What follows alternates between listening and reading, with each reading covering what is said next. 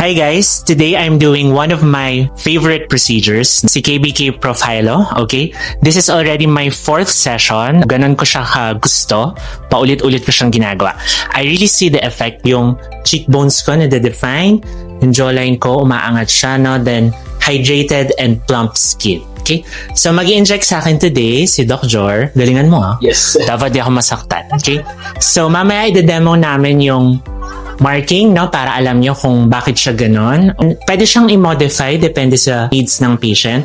So for me today, i-modify natin ng konti kasi meron akong mga points na gusto ko mas marami ilagay kasi yun yung gusto kong ma-highlight. Mark ni Doc Jor yung 5 BAP, no, or bioaesthetic points. They developed this kasi ito yung mga areas na kailangan ng most lifting, no.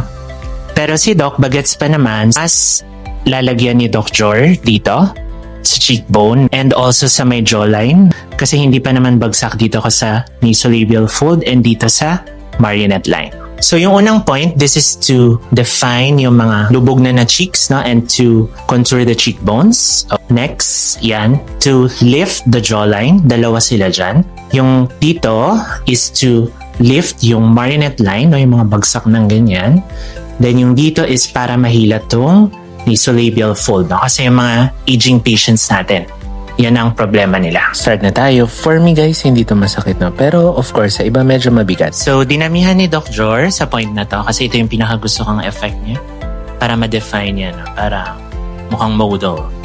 Okay, fast forward na lang natin guys. Basta yan, 5 BAP points. So, 10 injections yan total, both sides of the face. Definitely, Profilo is one of my favorite procedures. Nakaka-lift talaga siya. See you sa clinic guys!